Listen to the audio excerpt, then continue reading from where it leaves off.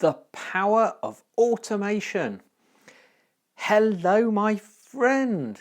Welcome to my podcast. This is the Marketing for Owners podcast, episode 252. Gosh, that sounds a lot. It's Monday to Friday, sort of 10 minutes, a little chit chat, a little bit of friendly, a little bit of this, a little bit of that, but mostly just gives you a daily tip of something to consider that will improve your business, will improve your marketing, and will help you create your self-marketing business. One that does the marketing for itself while you go and do the things you would prefer to be doing. So, automation. Yesterday, if you were listening, I'm sure you are, because I'm sure you're subscribed on iTunes or Stitcher Radio or SoundCloud, or you just look at the website. I discussed about multiplying your effectiveness, which in other words is using delegation and outsourcing to enable you to do more of what you need to be doing without trying to get an extra 24 hours a day. Today, we add in automation. Now, the beauty of the internet and the 21st century is there are innumerable tools and apps. They just keep coming that make our lives so much easier. Now, some of these are just simple software or an app that is something to make you a little bit more efficient. But others help with the automation of tasks. They help you do things that you may have to do over and over again. They can just do it once they've been set up correctly. Let me give you an example. One of the biggest time sucks is email. Obviously, discuss it over and over again. It's the bane of a lot of people's lives, but it doesn't have to be. We did discuss that a while ago. Could you ever love email? So, I recommend you use Gmail. Now, obviously, a lot of you are still using Outlook, Live, whatever it's called. An incredible amount of people are still using things like AOL. Really? Or just your ISP. So you've got, I don't know, AT&T or Sky or BT in the UK, and you use their email.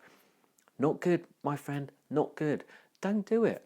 It's just not as efficient as an email provider. If you go to Gmail, it sorts out a lot of things. Go on the website and look up all the articles we've written about why we use Gmail.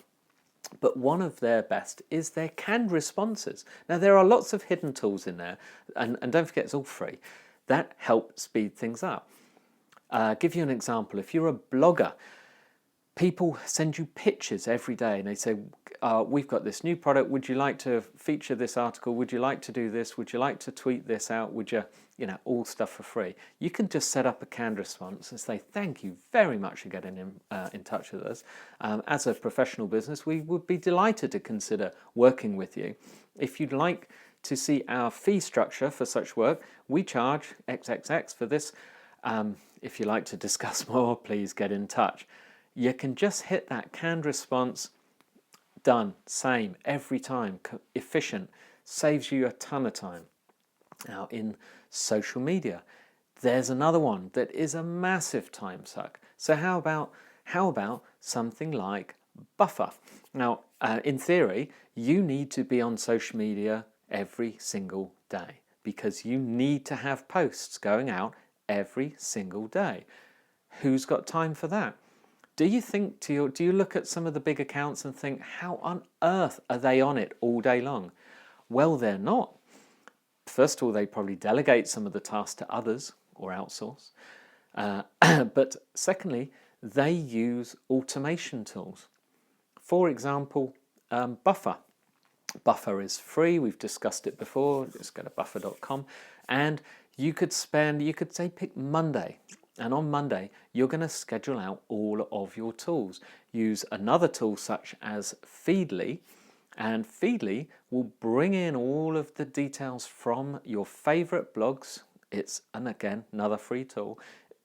Automatically brings them all into one central place. You can just go through, have a quick read, and then you can what's called buffer schedule some of those posts and articles to go out to recommend to your followers over the week. Buffer sets a schedule. You can adjust it, you can set it, you can go with theirs, you can decide how often you want to do it, and then you just buffer each post and it just sets them in order, the next one in the queue. You can send stuff out now, later, etc. It's a fantastic tool. Then there's another one for social media, which is Edgar. We've discussed this before. Edgar, meetedgar.com from Laura Roeder. Now this one isn't free, but it does a lot.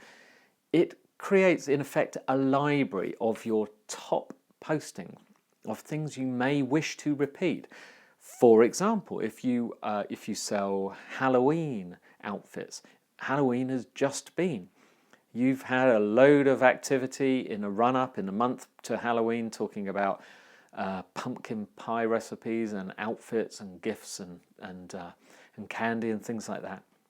It's going to happen again next year. So all those tweets, all the kind of things that you sent out that are evergreen, you can put into a library and you can preset them to automatically go out again next year. Isn't this cool? Project management tools such as we use Trello, we've used Rike, and there's others. I don't use it. Asana, it's another big one. But Trello is the one I really recommend. You can set up boards in Trello. Again, it's free. You can set up boards to manage your project.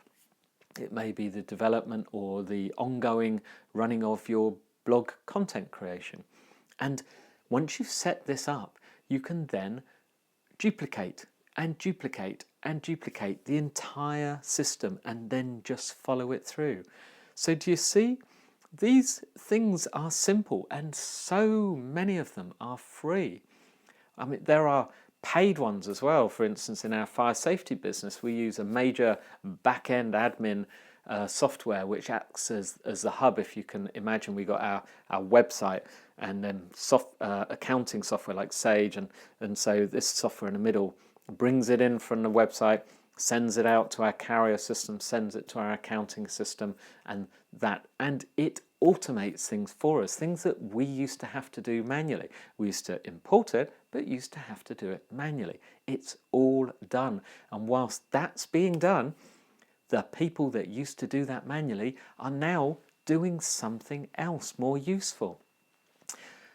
Anything that you do that then has to be repeated next week, tomorrow, this afternoon, next month, the chances are there is some software, some simple app, might even just be for your iPhone, that will be free, that you can set it up once and it will do it again and again and again.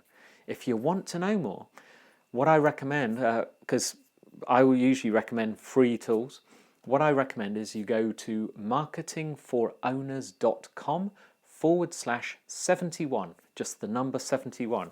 Now that is where we have the 71 tools that we use. That means me, my team, my staff, we use every single day to automate everything.